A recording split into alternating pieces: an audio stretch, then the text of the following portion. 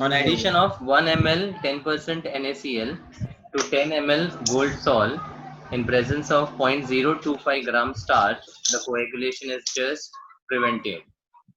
So the gold number or the protective power is 25 So simply what you have to remember is the milligram gold number per is 10 defined ml. as milligram per 10 10 ml. ml of gold sol. So 10 ml is already given and the amount of starch given is 0.025 gram, which in milligrams will be 25. The answer is A. Single options है ये. Next, name of the compound given below. IUPAC nomenclature करना है. बहुत simple question है. So longest chain will be of 8 carbon atoms. 8. Numbering will be done from left Left to right. because the substituents are closer on the left. Hence the name will be 3 4 dimethyl. No, 4 ethyl 3 methyl. 4 ethyl, This 3 will be methyl. 4 ethyl 3 methyl and octane. 4 ethyl 3 methyl octane. Option B. Okay, if there are two possibilities of longest chain in an alkane, then you have to select that chain which has maximum 9. branches. Maximum number of substituents. Max substituents rule. Yes. क्या और इसमें अगर कोई complex substituent होगा so for that the IUPAC name of the alkyl group needs to be identified है ना. Sir numbering से भी पता चल जाएगा वो ना ब्रैकेट में इधर डाल कम नंबर उधर से. मतलब if I have CH2 CH ET and let's say CH2 CH3, what will be the name of this complex substituent? What was the rule to name complex substituent? 5 is the longest chain. 3 नहीं How एक 5? Minute पहले radical लिखो 2 नहीं 4 ही है. अच्छा हाँ 2 sorry. ethyl butyl. 2 ethyl butyl. 2 ethyl Complex substituent का simple 2 point rule था longest chain from the radical, numbering from the radical. Radical is the main part over here, so it is 1 2 3 and 4. Hence this particular alkyl will be named as 2 ethyl butyl, and this needs to be written in the bracket. Okay. Next,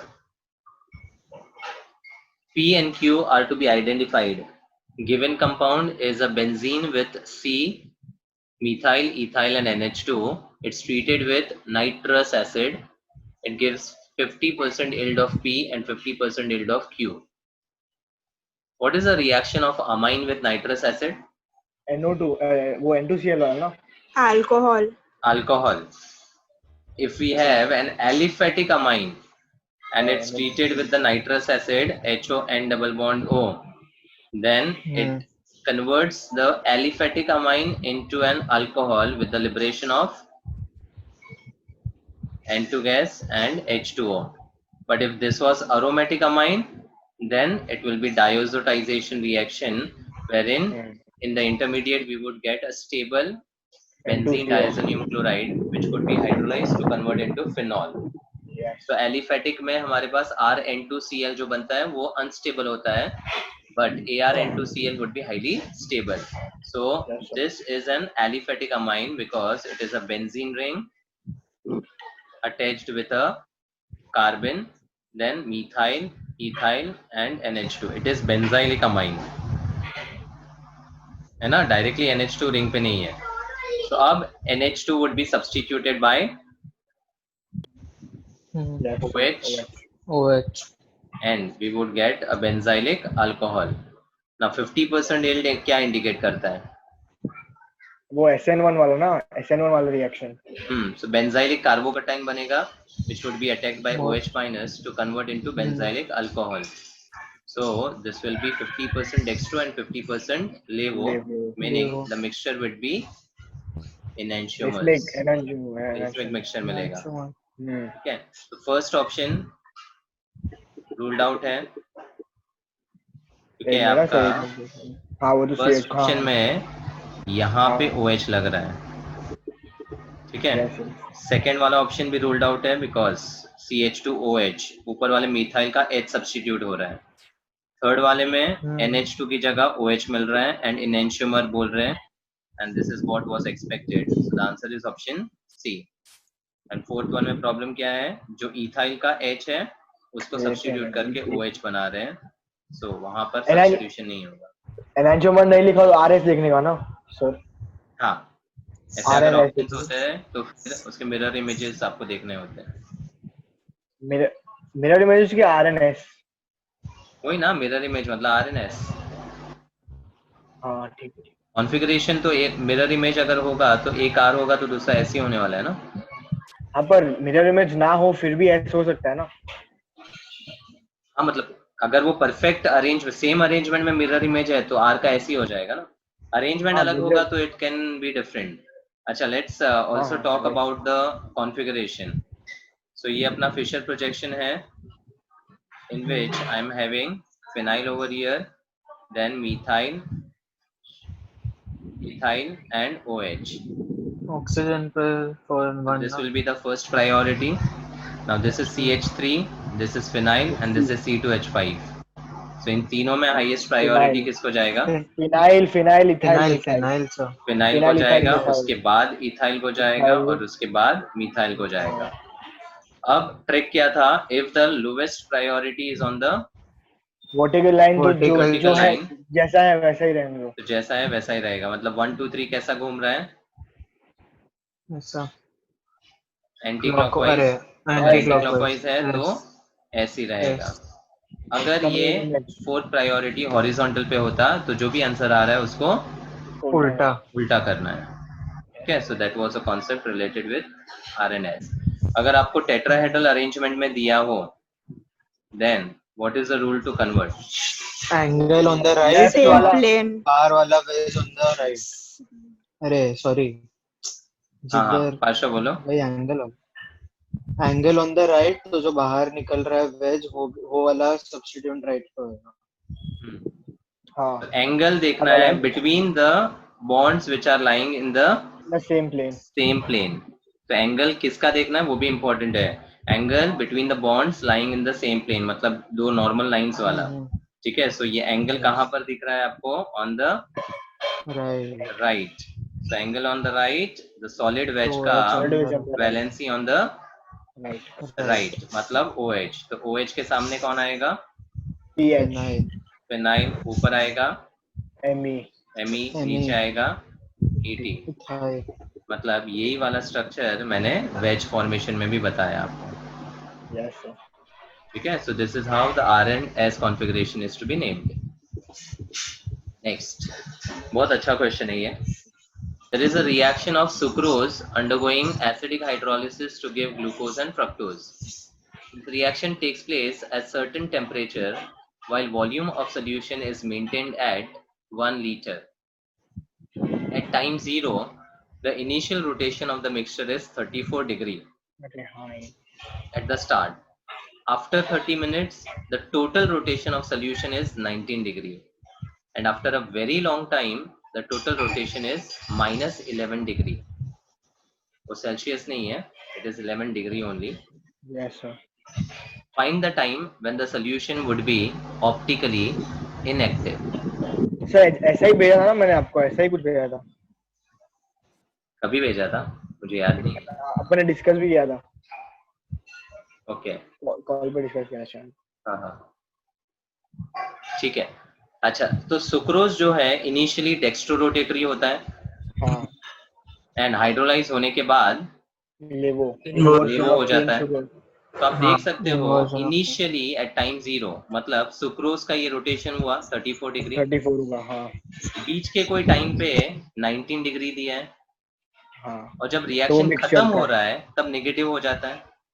and this is what we have studied. अब पूछा है कौन से time पे solution optically inactive होगा। Now for the solution to be optically inactive, what should be the rotation? Dextro equal to हो जाना चाहिए, बराबर।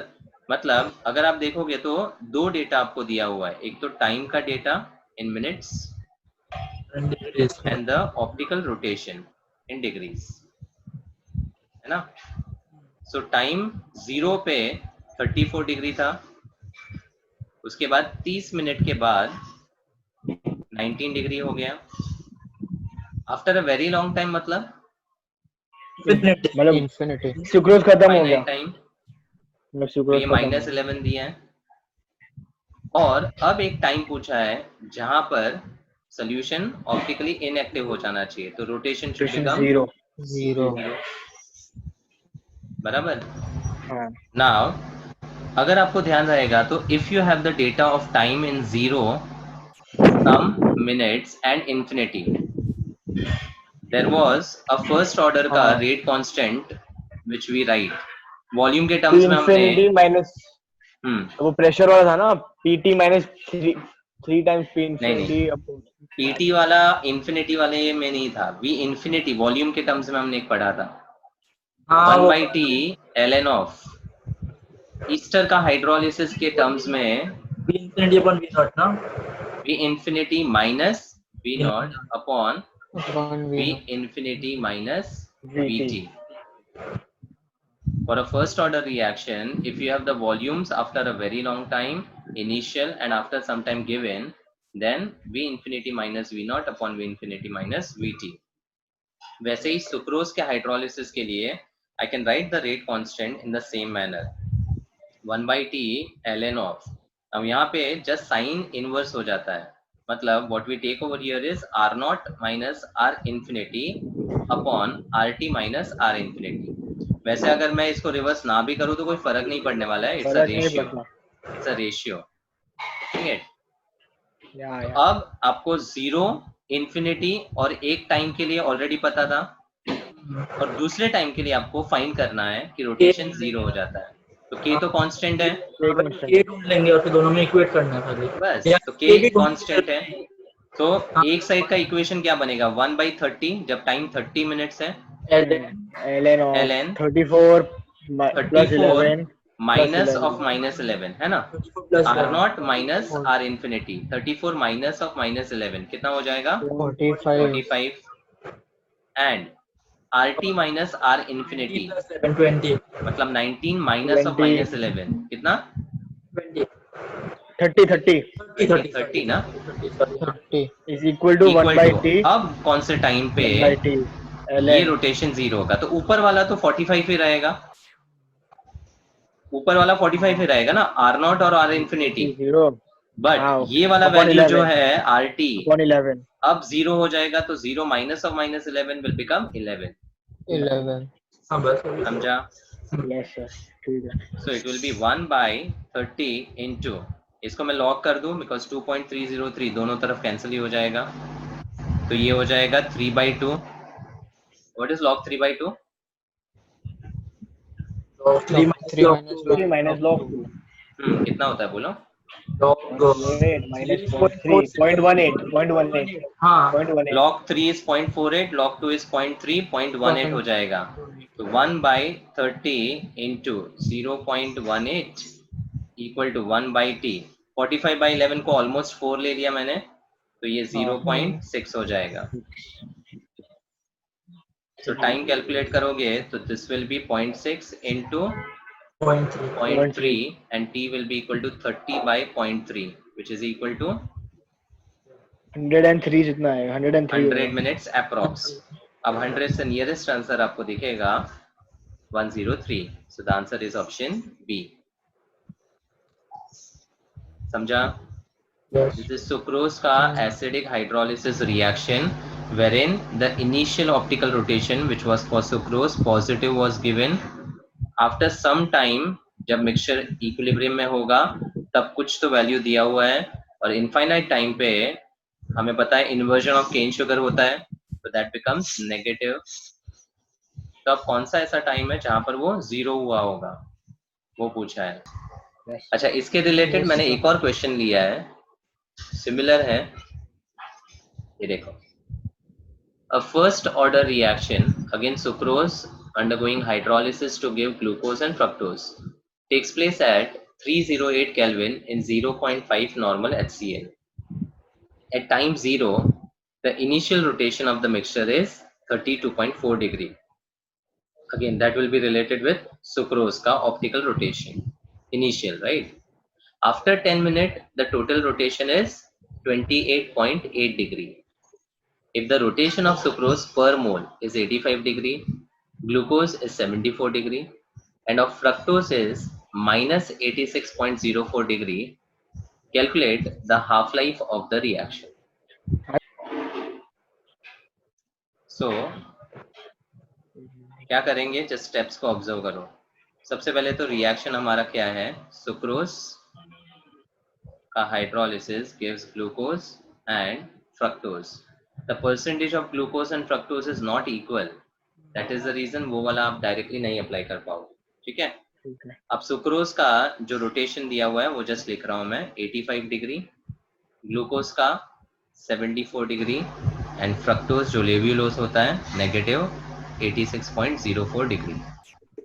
ठीक है. मान लो we start with A moles of sucrose. तो initially at time t equal to 0 ये क्या होगा? 0 each. ठीक है. अब आफ्टर अ टाइम t क्या करेंगे? Glucose and fructose will be formed as x and ये बनेगा A minus x.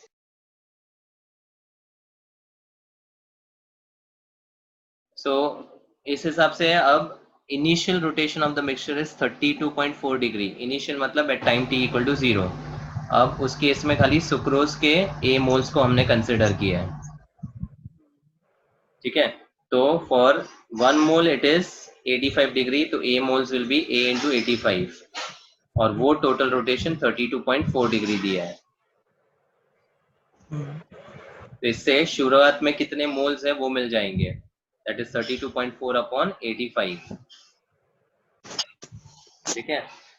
तो ये कैलकुलेशन करने पर 0.38 मोल मिलेंगे. This is what we started with. अब सेकंड पार्ट में क्या बोला है कि after 10 minute the total rotation is 28.8 degree. अब आफ्टर 10 मिनट मतलब आफ्टर टाइम t जो 10 मिनट यहाँ पर दिया हुआ है. टोटल रोटेशन मतलब सुक्रोज का, ग्लूकोज का, फ्रक्टोज का, तीनों का हम कंसिडर करना पड़ेगा. x इंटू सुक्रोज का A minus x into sucrose का plus x into 74 x into 74 minus 86 minus 12.04x minus 86.04 into x. into x और वो कितना होगा 28.8. ये इक्वेशन बना. इसमें a ऑलरेडी मिल चुका है, तो जब x को कैलकुलेट करोगे तो it comes out to be 0.037 moles.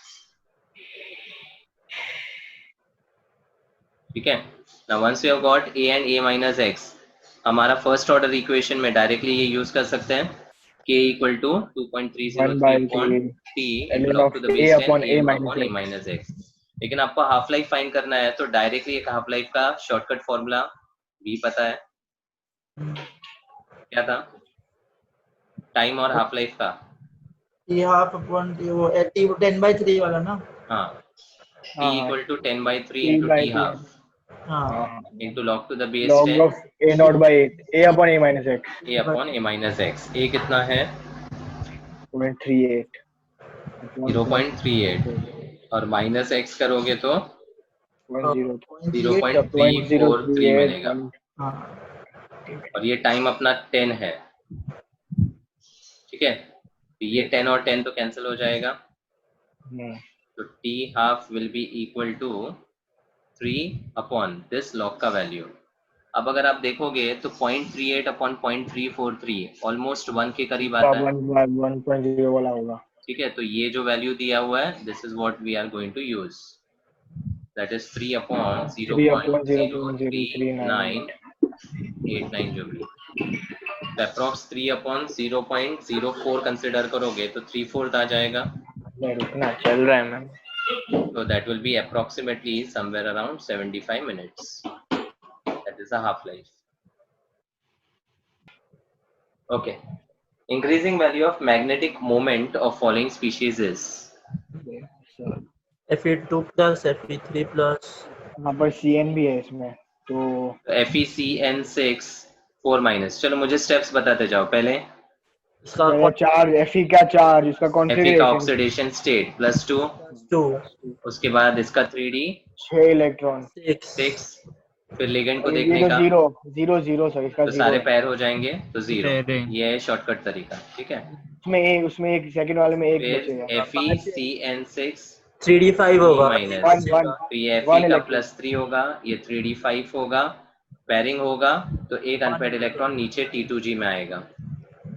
उसमें 3 बचेंगे थर्ड वाले में। TrNH3 न्यूट्रल लिगेंड है, 6 3+ ऑक्टाहेड्रल कॉम्प्लेक्स, तो क्रोमियम +3 3d5 4s1 होता है, तो 3D 83 3 और तीनों तीन एक एक बचा। करके जाएगा, तो 3 unpaired electron and NiH2O6 weak field ligand observe करना है, ये और ये +2, तो निकल का +2 विल बी 3D 8 दो 8, पैरिंग two, नहीं two, होगा तो 1 2 3 4 5 फिर 6 7 8, तो दो। ऊपर EG में two, 2 two, अनपेड इलेक्ट्रॉन 2 2 रहेंगे, 2 3 4 so 3 4 2 6 4 1 3 4 2 1 3 4 2 1, that's option TD। D, ठीक है। ठीक। Among the following, the incorrect statement is asbestos and beryl are silicate minerals. Correct है सर करेक्ट है। Asbestos, beryl दोनों silicate minerals है, correct. Anglesite and barytes are sulfate minerals. What is anglesite? एंग्लेसाइड नहीं सुना हुआ बराइट शायद है Barite तो सुना ही है। BaSO4 है। हाँ Anglesite is lead का sulfate, PbSO4, and barite is BaSO4. Baryta water बताया था ना, बरीटा water barite is BaSO4. So they are sulfate minerals, yes. Sylvine, AG KCl नहीं नहीं एजी का इवन KCl है। नहीं sorry Sylvine is AgCl sorry हाँ। horn silver क्या होता है और Sylvine क्या होता है? एक मिनट सर, सिल्वान KCl ही है। Sylvine KCl ही है। है क्योंकि horn silver AgCl है, हाँ और फ्लोरस्पार CF2 CF2 है। They are halide minerals, yes. Calamine and calcite are minerals of calcium, CaCO3 incorrect है, नहीं सर, because calamine क्या होता है? ZnCO3 जिंक का कार्बोनेट होता है, तो जिंक मिनरल है वो, और कैल्साइट जो है कैल्शियम कार्बोनेट, कैल्शियम का मिनरल है। Next, C60 buckyball is cubic closed packed face centered cubic in its crystalline form.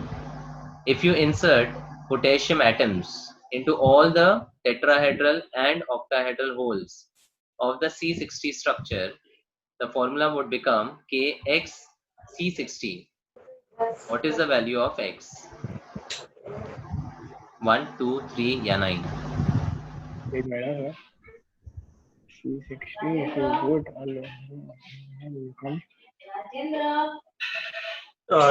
Pentagonal 20 hexagonal ऐसा होता है ना उसका क्या?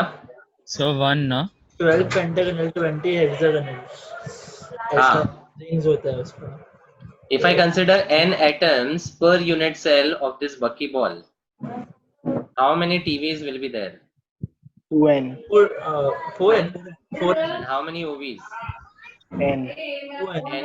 So total voids जिसमें k 3n insert हो सकते हैं वो 3n हो जाएगा, हाँ और उस 3n में पोटेशियम एटम्स को इंसर्ट किया है, हाँ मतलब if I consider n 360 per unit cell, then total OV plus TV will be equal 3n to 3n, मतलब टोटल पोटेशियम एटम्स जो इंसर्ट किए जा सकते हैं वो कितने हो जाएंगे?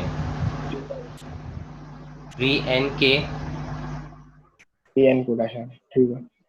मतलब n C60 एटम्स के लिए 3nk, हाँ 1k3 मतलब हर एक C60 के लिए कितने के आएंगे? 3 आएंगे ना? 3 हाँ तो that will be K3C60। Okay ठीक है समझा? It's simply the OV plus TV का कैलकुलेशन। OVs उतने ही होते हैं, TVs डबल होते हैं, तो टोटल 3n हो जाएंगे, उसमें पोटेशियम एटम्स को इंसर्ट किया है, तो हाँ, यस नहीं सर आपको नहीं। काफी अच्छा क्वेश्चन है ये. We are starting with benzyl chloride.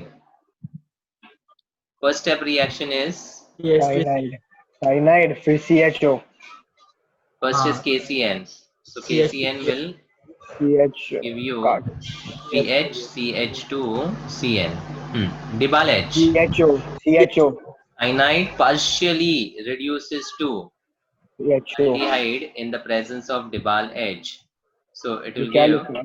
PH CH2 CHO. I'll read it for you.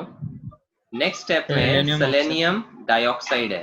तो HCHO बनाता है ना वो नहीं अगर- अल्फा पे ऑक्सीडेशन होता है.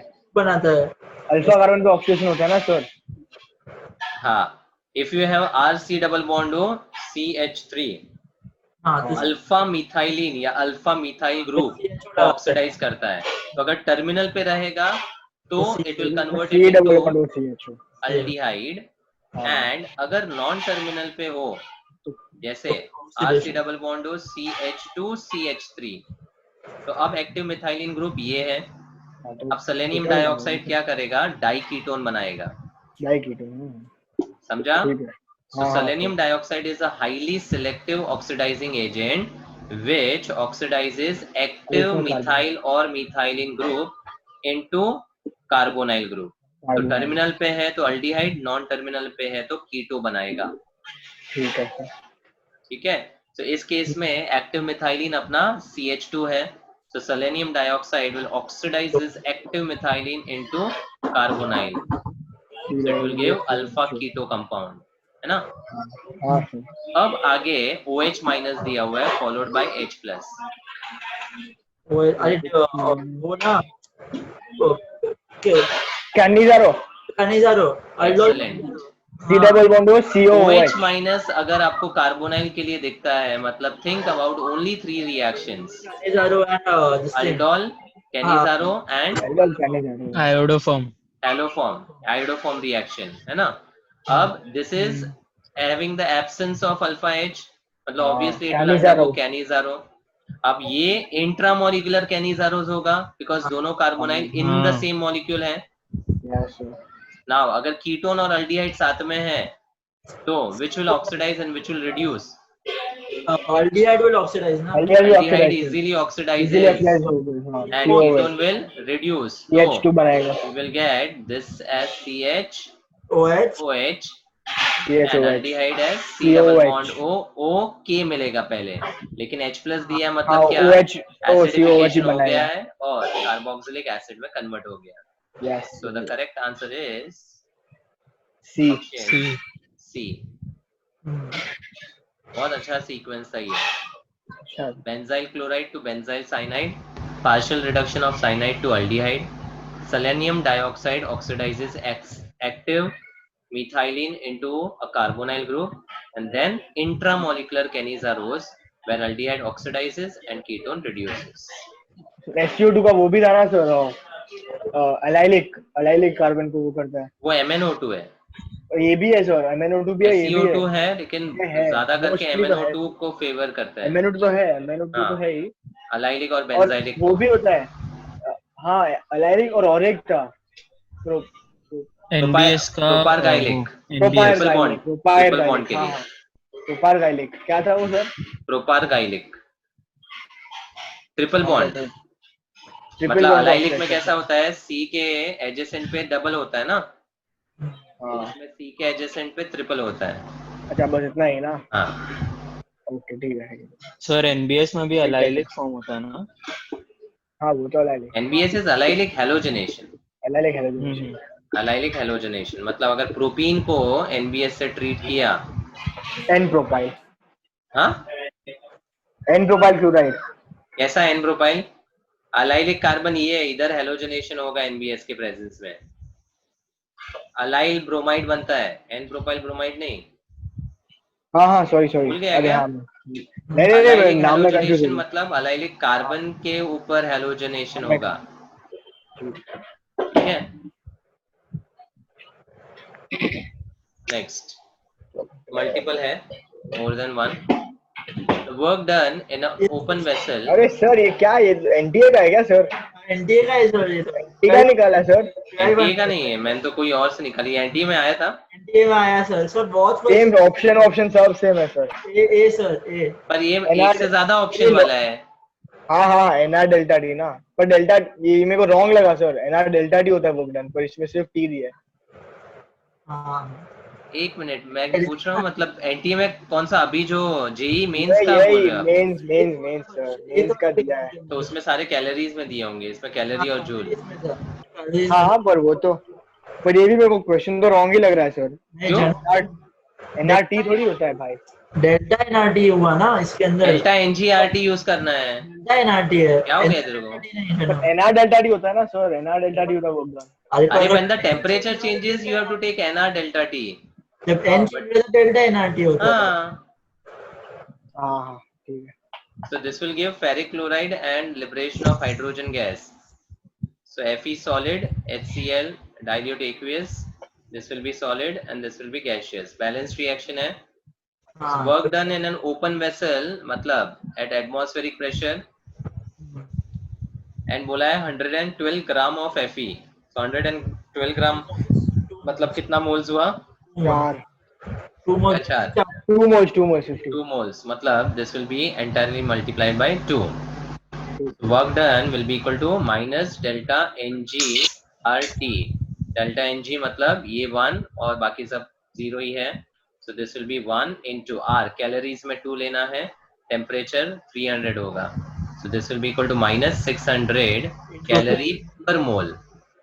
इनटू 2 हमारा 2 मोल्स है तो 1200 कैलोरी, और जूल्स में कन्वर्ट करोगे तो इंटू 4.2 करोगे 5000 के आसपास मिलेगा। मतलब the answer will be option A as well as C. ठीक है, next, which of the following reaction does not occur in blast furnace during extraction of iron? तो अकर करता है। हाँ सर। पहला तो अकर करता है स्लैग फॉर्मेशन, सी नहीं करता है। सेकंड इज जोन रिडक्शन, हाँ थर्ड वाला नहीं नहीं करेगा बिकॉज स्लैग फॉर्मेशन में एक तो कैल्शियम ऑक्साइड है और दूसरा अलुमिना है। ये कॉपर के लिए है ना सर? क्या?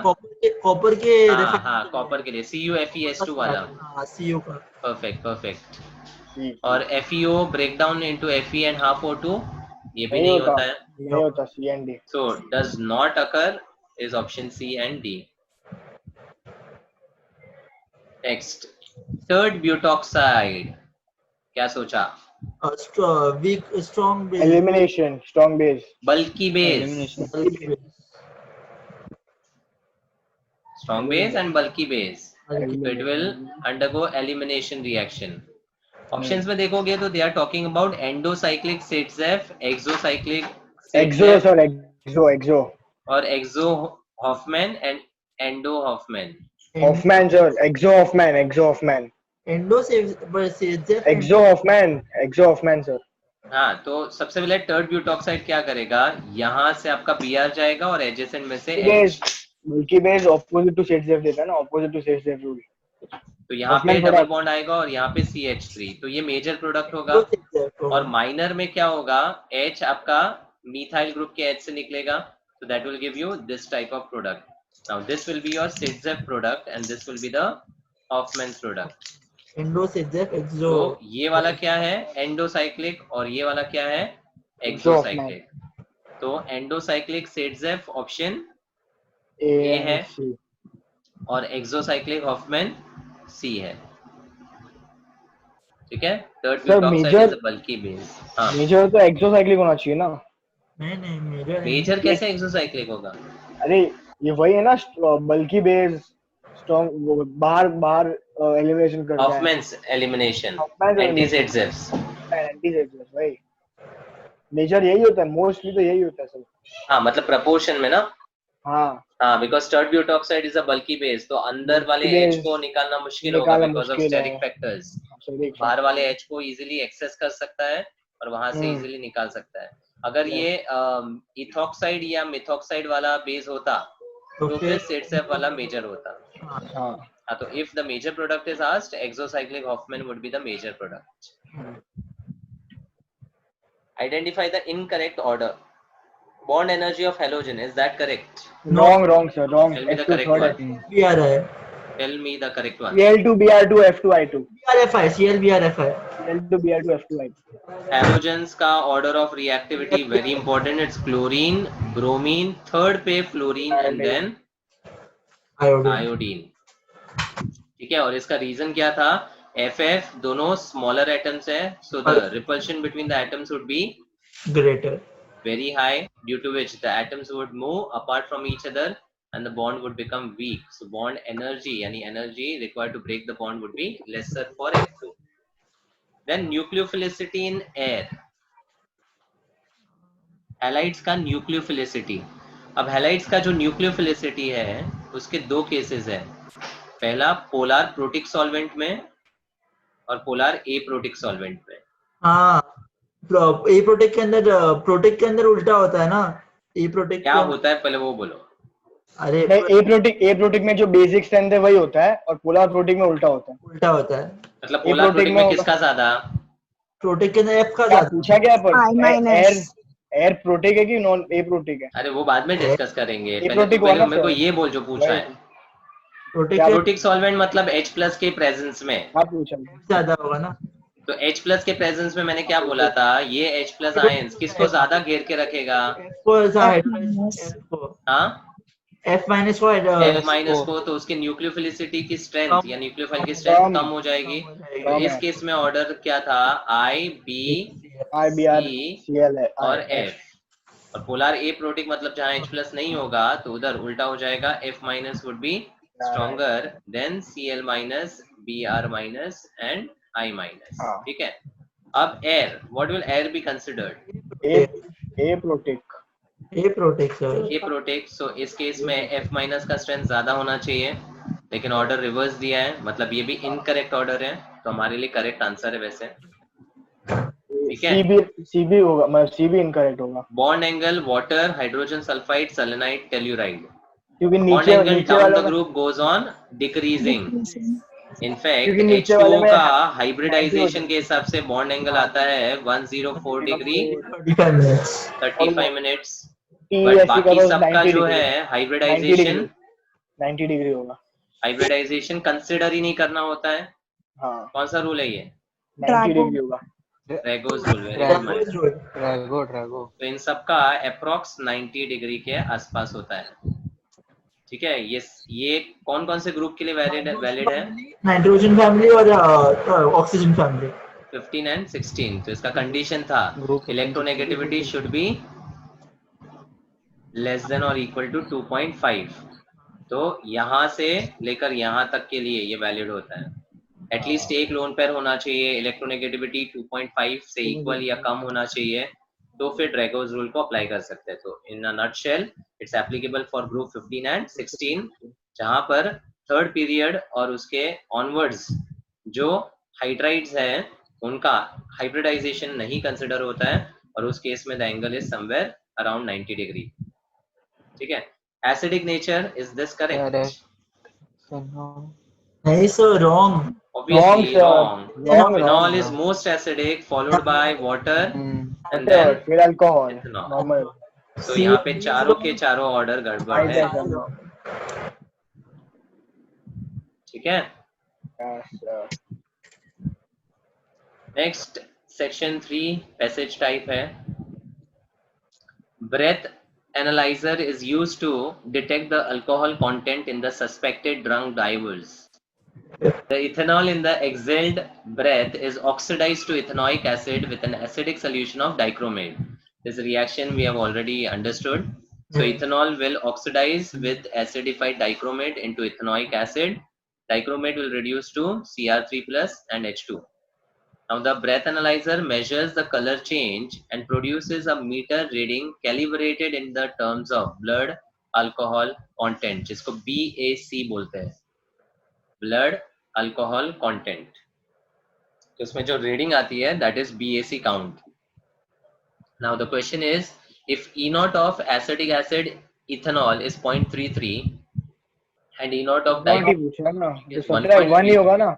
1 ही E तो naught of the reaction taking place in alcohol meter is simply 1, ये तो क्या है सर? क्योंकि यहाँ पर ये क्या हो रहा है, इथेनॉल का ऑक्सीडेशन हो रहा है, तो ये बन जाएगा अपना एनोड एनोड और यहाँ पे रिडक्शन हो रहा है, तो this will become the cathode and E naught of the cell is given as cathode minus anode. Simply subtract the E naught of the cell will be equal to 1. Simple. Yes. Next, ethereal solution of how many of the following pairs of compound can be separated by aqueous bicarbonate but not by aqueous NaOH? Phenol is one sir first वाला होगा acidic. Phenol COH is more acidic than phenol वाला. First वाला होगा sir second third वाला ये क्या number क्या है सर ये 1 2 1 2 बाजू 3 बाजू 4 में 5 1 2 3 बाजू में ना हाँ तो 1 पहला वाला करेगा कि नहीं करेगा, एक एक करके डिस्कस करते हैं। करेगा. करेगा मतलब है आंसर खाली क्योंकि phenol बाइकार्बोनेट के OH तो साथ बाइकार्बोनेट के साथ एसिड रिएक्ट करेगा, फिनॉल नहीं करेगा. नहीं करेगा। NaOH नेक्स्ट के साथ में दोनों करेंगे अब picric acid is a very very strong acid, strong so acid. though हाँ. phenol does not react with bicarbonate but picric acid is a very That's strong good. acid with a very high Ka value, so it will react with bicarbonate. मतलब Yes. ये करेगा लेकिन ये वाला नहीं करेगा, नहीं ठीक है। करेगा। थर्ड वाले में हाँ सर 3 होगा बिकॉज बाइकार्बोनेट एसिड से रिएक्ट करेगा Acid को लेकिन करेगा। एनिलीन से नहीं। But फोर्थ sir, में एक सेकंड सर. बट थर्ड वाले के अंदर है but not by aqueous NaOH.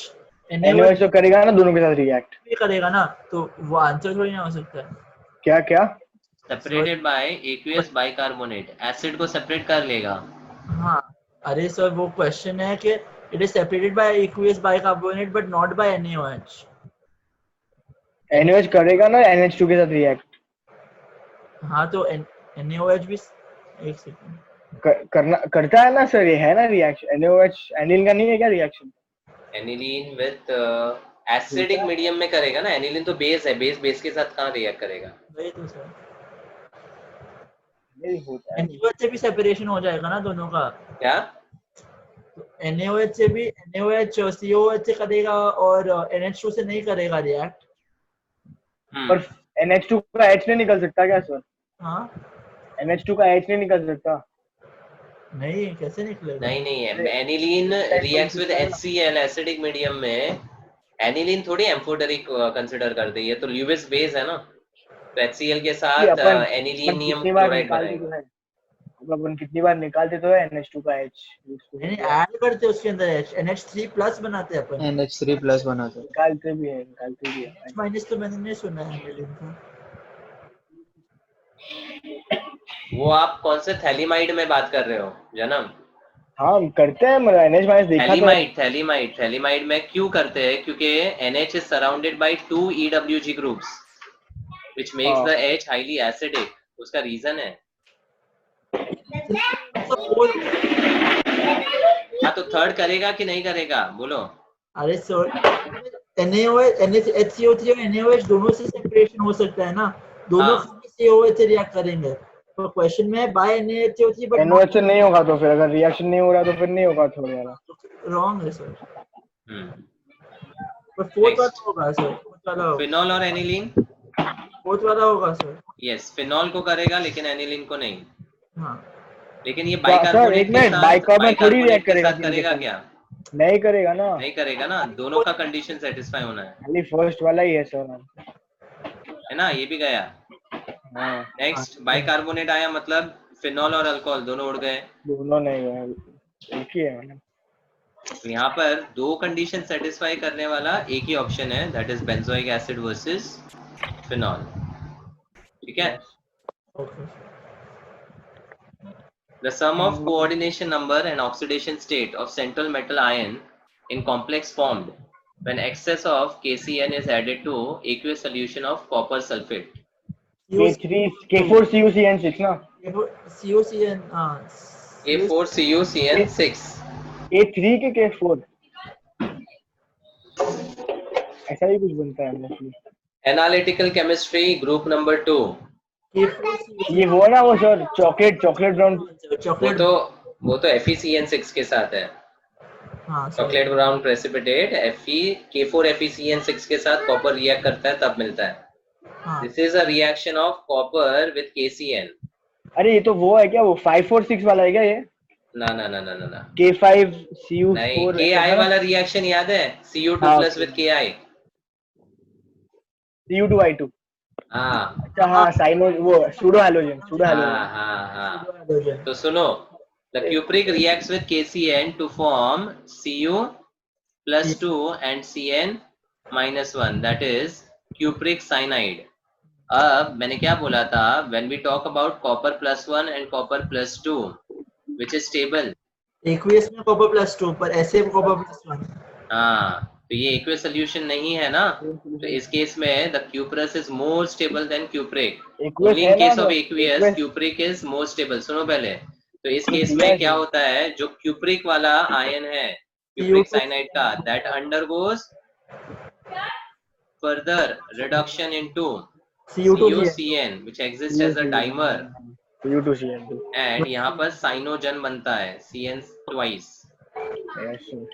और अब अगर KCN एक्सेस में दिया, then it forms a complex. Complexation होता है, तो कॉम्प्लेक्स में क्या बनता है, K3 Cu CN 4 टेट्राहेड्रल बनता है, when copper is obviously now in the +1। +1 oxidation state. हाँ, ठीक है, so the sum of coordination number and oxidation state. So oxidation 5। state is 1 and the coordination number is 4. So the answer is 5. ठीक है। Here ये same reaction Ki के लिए भी किया था. Cu2 plus reacts with Ki to form CuI2, CO2I2 बनता है। and then CuI2 undergoes reduction to form Cu2I2, है ना, हाँ and then हाँ, it forms the similar complex. अच्छा, यहाँ पे फाइनली एक और क्वेश्चन आया हुआ है, KCN यहाँ पे क्या बिहेवियर शो करता है? रिड्यूसिंग एजेंट और फिर complexing as agent. well as complexing agent। Reducing and Correct. Complexing agent. ये बहुत इंपॉर्टेंट है, KCN यहाँ पर क्या बिहेवियर दे रहा है, Reducing as reducing well as as well as complexing agent. ठीक है, ये मेंस का एक क्वेश्चन है. Next, FeO.Cr2O3 plus Na2CO3 and O2. Na2CrO4 sir. Na2CrO4, फिर एसिडिफिकेशन किया तो Na2CR2O7 और फिर K2CR2O7। Na2Cr2O7 और फिर K2Cr2O7. Preparation of dichromate. So difference in the oxidation state of chromium in B and C is 1 plus sorry 0 ना, +6 में ये दोनों। chromium does not differ in the oxidation state in 0, 0। chromate and dichromate. Permanganate and इसमें 1 manganate होगा। में difference होता है. इसमें 1 होगा। ठीक है. हाँ For the reaction given, NO2 plus CO gives CO2 plus NO. Experimental rate expression is minus dC by dt equal to K NO2 the whole twice. 0 Find the number of molecules of CO involved in the slowest step. 0 0, because slowest step में कौन दिखेगा, सिर्फ NO2 NO2. इसका mechanism याद है? हाँ, किसका, ये रिएक्शन का? हाँ, रिएक्शन का और नहीं याद है. मैं NO2 NO2 Plus acts CO. as an auto catalyst. हाँ NO2 रिएक्ट करके NO3 और NO बनाता है, हाँ but NO3 being unstable attacks carbon monoxide, exchanges oxygen. The very first reaction which I explained in the kinetics to get the plus rate CO2. law. So we NO get plus NO2 CO2. and Na2CO2। CO2. So यहाँ पे NO2 इस तरह से cancel हो रहा है, so it behaves as an catalyst. catalyst. और NO3 जो है that's an इंटरमीडिएट। intermediate. अब reactant अगर catalyst का काम करता है तो that will be called as auto catalyst. auto catalyst, है ना. तो ये अपना RDS slow step हो गया और ये fast, and this is how we get K times NO2 का square. Order is 2, second order reaction. ठीक है। Next, oxidation of alkenes passage है. Oxidation of alkenes by cleavage with acidic or alkaline KMnO4 or acidic dichromate at higher temperature yields products depending upon the nature of alkene. A hot solution of KMnO4 is a strong oxidizing agent which gives only ketone and carboxylic acids and not aldehydes as they cannot be isolated. So hot alkaline KMnO4 क्या करता है, इस double bond को cleave कर देता है and the carbons are oxidized to ketone or carboxylic acid but we never get an aldehyde. तो shortcut क्या बोला था, ओजोनोलिसिस जैसा रिएक्शन सोचो, डबल बॉन्ड तोड़ो, ऑक्सीजन जोड़ो, अल्डिहाइड मिला, एसिड बनाओ. ठीक है, तो इस केस में आप प्रोडक्ट देख सकते हो, the left part will give you acidic acid and the right part will give acetone as expected. ठीक है. Then oxidation of alkenes with osmium tetroxide followed by alcoholic NaHSO3 or sodium sulfite yields glycols. Diol formation. What type of addition is this? Syn या anti? Syn. It's a syn addition. Syn glycol मिलता है. KMnO4 Beers वाला test भी syn glycol देता है. खाली per oxy acid होगा, per oxy acid. Trans तो एंटी एडिशन होगा. ठीक है. अब question, which of these compounds on oxidation? Pardon? HBO is anti, no? हाँ, HBO is, लेकिन that is the formation of glycol. So H and OH will be added from the opposite side. HBO anti addition है. Which of these compounds on oxidation with hot KMnO4 gives only butanoic acid? ऑक्सफोरिन मतलब solve करने की जरूरत ही नहीं है ना. हाँ, बीच Only में one प्रोडक्ट, मतलब सिमेट्री देखना है, तो सिमेट्री यहाँ पर ऑक्फोरिन में होगा. कुछ रखा ही नहीं है लोग ने, क्या? सब कुछ तो पैसेज में दे दिया वो लोगों ने. हाँ, पैसेज का मतलब ये होता है, अगर आपके पास इंफॉर्मेशन है तो ऐसा लगता है क्या एक्स्ट्रा इंफॉर्मेशन दिया है. Which of these compounds on treatment with OSO4 followed by NaHSO3 will give 2-methyl pentane 2,3-diol? हाँ, तो OH की जगह डबल बॉन्ड डाल दो, खाली डबल बॉन्ड डाल दो. स्ट्रक्चर बनाएंगे. Pentane 2,3-diol will become pent 2-in. So the answer is 2-methyl 2-pentene. 2-methyl 2-pentene. 2-methyl pentoene, that is 2-methyl pentene and 2-in. Here. Which of the following alkenes on oxidation with hot KMnO4 gives cyclopentanone? अरे sir ये वो था structure बनाएंगे, आ जाएगा sir. हाँ, बनाते हैं ना. 2-methyl cyclopentene. तो ये साइक्लोपेंटीन, ये फर्स्ट कार्बन और ये सेकेंड, इससे कोई फर्क नहीं पड़ता ना. एक्चुअली 2-methyl cyclopentene जैसा कोई structure, is this the correct IUPAC name?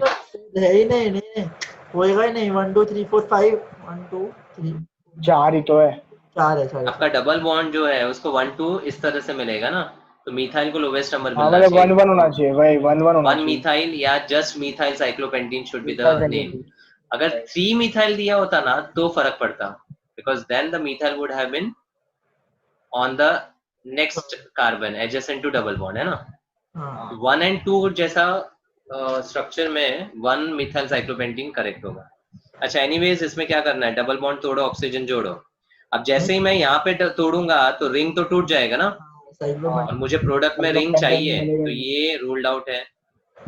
वापस साइक्लोपेंटीन अकेला होगा तो वो भी करेक्ट नहीं है, बिकॉज रिंग टूट रहा है. मिथाइलिन साइक्लोब्यूटेन कैसा स्ट्रक्चर होगा? Methylene cyclobutane will be what? अभी एक पे CH double bond CH3 double bond CH3 कैसे होगा?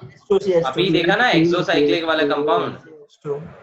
तो इस केस में साइक्लोब्यूटेनोन और फॉर्मिक एसिड मिल जाएगा. This will lead to formic acid what KMnO4, pentanone चाहिए. और लास्ट में मिथाइलिन साइक्लोपेंटेन, ये देगा आपको साइक्लोपेंटेन और formic acid. So the answer will be option D. ठीक है. यस. नेक्स्ट दूसरा पैसेज है ये. A very important inorganic reagent X fumes in moist air producing gas A and a white residue. एक inorganic reagent है X that fumes in moist air producing a gas A and a white residue B. The density of fumes increases when a rod dipped in aqueous solution of gas Y. Aqueous gas Y is brought in contact with gas A. तो यहाँ पे density of fumes जो है वो और भी increase हो रहा है. अब gas Y is obtained when a metal Z एक मेटल है is heated with sodium nitrate and caustic soda NaOH. और यहाँ पे ये वापस गैस Y मिल रहा है. ठीक है. The residue B जो white residue है that is soluble in NaOH. Soluble in NaOH. तो X एक इनऑर्गेनिक हैलाइड है, वो तो समझ में आ रहा है. चारों ऑप्शन में हैलाइड है. मॉइस्ट एयर में it produces fumes and the two products formed are gas A and a white residue B. White residue oxide वाला होगा क्या? हो सकता है. इसका ऑक्साइड होगा क्या? तो if you think about aluminium chloride AlCl3, what would be the product in moist air? ALOH thrice And HCl नहीं. moist air में AlCl3 ALOH thrice और HCl बनाता है. We do get a gas that is hydrochloric acid HCl and white residue. उसी का fumes मिलता है. PbCl2. अच्छा, एक हिंट दिया हुआ है जिससे आप 4 में से 2 ऑप्शन रूल आउट कर सकते हो. Soluble in NaOH. Very good. Last में क्या बोला है आपसे? सल्यूबल इन NaOH. HCl होगा, फिर दूसरा. तो अगर मेटेलिक रेसिड्यू है और सल्यूबल इन NaOH है तो क्या हिंट मिला यहाँ से? एम्फोटेरिक. तो कौन से ऑप्शन रूल आउट कर सकते हो? AlFe होगा, PbCO नहीं होगा. AL होगा, AL ही होगा, AL होगा. Fe नहीं, Fe नहीं, सॉरी. Pb भी हो सकता है. AlPb, AL और PB. Fe तो होगा ही नहीं ना. COFE, हाँ, COFE निकल गया. मतलब थर्ड एंड फोर्थ ऑप्शन तो रूल्ड आउट है. हाँ. ठीक है. मतलब एम्फोटेरिक के हिसाब से AL और PB.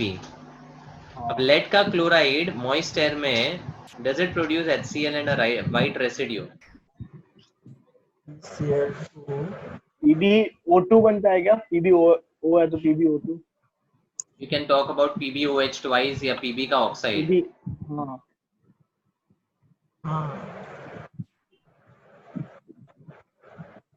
ठीक है. चलो कंसिडर करते हैं ये 2 ऑप्शंस अपने हाथ में है. आगे क्या बोला है? A को अगर एक्वियस गैस के कांटेक्ट में लाया तो फ्यूम्स और भी बढ़ जाता है. मतलब A तो डेफिनेटली कौन सा गैस हो गया? HCl. A तो HCl हो गया. और अगर HCl है तो कौन सा एक्वियस गैस के कांटेक्ट में फ्यूम्स बहुत ज्यादा हो जाते हैं? NH3. अमोनिया. टेस्ट ही है ना अमोनिया का. Ammonium chloride dense white fumes मिलते हैं. ऐसा नो. तो ये कंफर्मेशंस है. अब Z is a metal which when reacted with sodium nitrate and NaOH produces the gas Y. मतलब अमोनिया बन रहा है इसमें. ये मेटल कौन सा है वो नहीं दिया है.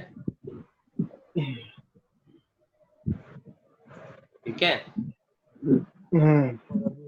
X का तो कोई मदद मिल नहीं रहा है. AL ही होगा फिर. AL ही होगा सर. AL.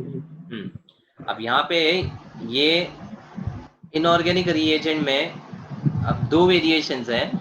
एक जगह ऐसा क्वेश्चन था जहाँ पे ल्यूइस एसिड मेंशन किया था उन्होंने क्वेश्चन में.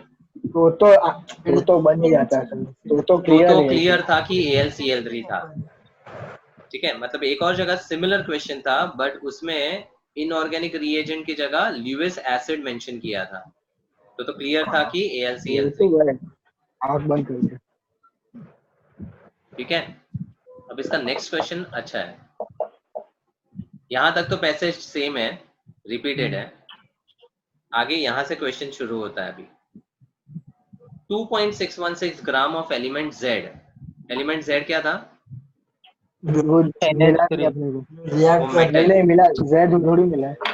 वो मेटल जो NO3 और NaOH के साथ रिएक्ट करके अमोनिया दे रहा है, अमोनिया दे रहा है। ठीक अच्छा है। वो हाँ मेटल सॉरी। तो 2.616 gram of element Z when heated with NaNO3 and NaOH gives a gas Y which is absorbed in 100 ml हाँ तभी 0.11 molar H2SO4. मिल जाएगा। The excess of acid is back titrated with 48 ml 0.25 molar NaOH for complete neutralization. तो हाँ, element Z sir क्या Z तो मिल होगा? जाएगा, equivalent से मिल जाएगा पहले तो, हाँ। Given mass upon equivalent mass H2SO4 minus NaOH का इक्विवेलेंस करोगे तो number of moles of NH3 मिल जाएगा। और Z चाहिए ना पर अपने को, हाँ एक्सेस ऑफ एसिड चाहिए। अच्छा, एक्सेस एसिड भी दिया है। हाँ भाई, तो पहले एसिड माइनस NaOH Some करना portion of the acid was used to neutralize the gas And- ammonia. और and जो then बाकी एसिड है वो NaOH के साथ कंप्लीट न्यूट्रलाइज किया। तो मेटल का तो खाली H2SO4 के साथ ही होगा ना? हाँ नहीं, मेटल मेटल का का तो NaNO3 और इसके साथ रिएक्शन देखना है। रिएक्शन नहीं, मैं इक्विवेलेंस का हाँ, इक्वेट कर रहा हूँ। इक्विवेलेंस Z मेटल और अमोनिया का करना पड़ेगा, हाँ मेटल और अमोनिया का करना पड़ेगा। मेटल और plus, अमोनिया का। एसिड और NaOH का डिफरेंस जो आएगा ना, वो हाँ। NH3 का वो इक्विवेलेंट। NH3 होगा। करेक्ट। तो एक बार फिर से मिली Z वाले। हाँ MEQ ऑफ अमोनिया रिएक्टेड, जो सल्फ्यूरिक एसिड से रिएक्ट हुआ है, वो पहले कितना एसिड था अवेलेबल? एब्जॉर्ब्ड इन 100 ml 0.11 मोलर H2SO4 ना? हाँ So 100 into 0.11 into 2. This was the acid which was available in the start. Minus थोड़ा NH3 के साथ कंज्यूम हुआ और बाकी का उन्होंने बैक टाइट्रेट किया। तो ये जो NaOH के साथ टाइट्रेशन किया है, this is equivalent to the acid which is left, है ना? मतलब it will be 48 into 0.25 into n factor 1। समझ में आया ये? हाँ, तो इक्विवेलेंट्स कितने हो गए? ये 22 -12 -12 हाँ, तो यानी 10 MEQ। तो ये सर यही तो Z का इक्विवेलेंस होगा ना, this will be equal to Z का इक्विवेलेंस ना? नहीं नहीं नहीं नहीं, अब ये गड़बड़ क्यों हो रहा है? H2SO4 प्लस अमोनिया की जब बात करते हैं तो हमारे पास अमोनियम सल्फेट मिलता है, ऐसा ना? अच्छा, उसके अंदर एक हो जाएगा तो एक हो उसके लिए आपका n फैक्टर 1 है। जाएगा 1 बट अगर आप इस रिएक्शन में मेटल और अमोनिया देख रहे हो तो अमोनिया का इक्विवेलेंस इस केस में +5 to -3 हाँ कितना हो गया? 8 का n फैक्टर हो जाएगा। तो आप न्यूट्रलाइजेशन वाले पार्ट में n फैक्टर 1 लोगे, मतलब I can further write this as 10 millimoles into n factor 1 of ammonia. ये मुझे मोल्स मिले यहाँ पर, ये बहुत इंपॉर्टेंट पार्ट है जनाब। अगर कंटिन्यूएशन में है और ऑक्सीडेशन स्टेट सिमिलर आपका कंटिन्यू हो रहा है तो आप डायरेक्टली मेटल का इक्विवेलेंस अमोनिया के साथ ले सकते थे। इस केस में नहीं ले सकते हो क्योंकि अमोनिया और सल्फ्यूरिक एसिड न्यूट्रलाइजेशन कर रहा है जिसमें n का ऑक्सीडेशन स्टेट चेंज हो रहा है। नहीं हो रहा है। इस रिएक्शन में n का न्यूट्रलाइजेशन में नहीं होता है। न्यूट्रलाइजेशन में नहीं हो रहा है, न्यूट्रलाइजेशन नहीं हो रहा है, इसीलिए आप कंटिन्यूएशन में नहीं ले सकते हो, समझा? तो ये जो मिली इक्विवेलेंट्स है जनाब, हाँ, if you can't directly use in that particular equivalence. तो अब equivalence of the metal Z could be equated to equivalence of ammonia. ठीक है, तो अब इस केस में मेटल Z का वेट दिया है 2.6 अपॉन इक्विवेलेंट वेट, ये Z का आएगा, इक्वल टू, अब ये पार्ट इंपॉर्टेंट है, इक्विवेलेंस ऑफ अमोनिया में मोल्स आपके कितने हैं 10 into 10 power minus 3 into n factor 8. 8. 8. ये इंपॉर्टेंट था. Vaida, is this clear?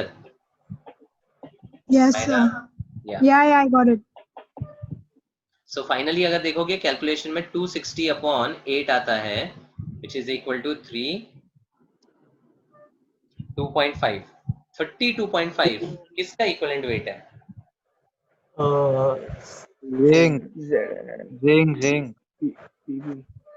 Zinc. Zinc कितना होता है?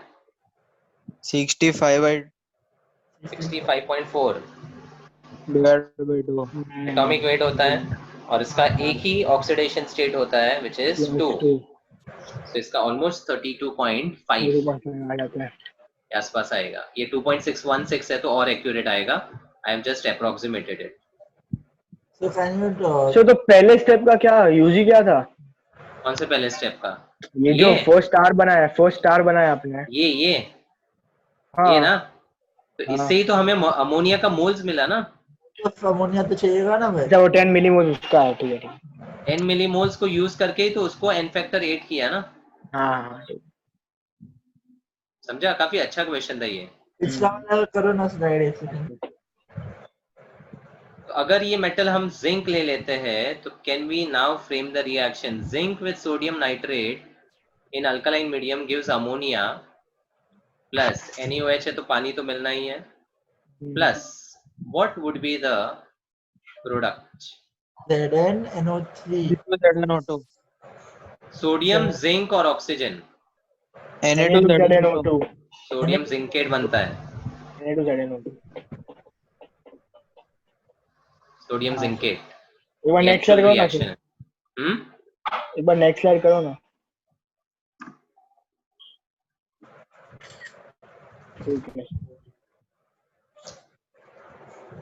ठीक है. Yes sir.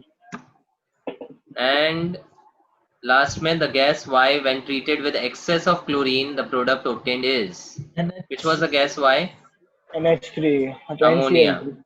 तो अमोनिया विद एक्सेस क्लोरीन क्या देता है? NCl3. Explosive compound NCl3. दो रिएक्शंस हैं यहाँ पर. NH4Cl बनाएगा अगर कम होगा तो, और एक्सेस हुआ अगर अमोनिया एक्सेस है तो क्या बनेगा? NH4Cl. Plus HCl. HCl था. NH4Cl plus Cl2. Cl. क्या Cl2 एक सेकंड. जो रिएक्ट किया वही बाहर निकला. Sorry, 1 आज second. वाला ऑप्शन में तो एक ही आंसर आएगा रे. एक्सेस ऑफ क्लोरीन गैस तो एक ही चीज होगा.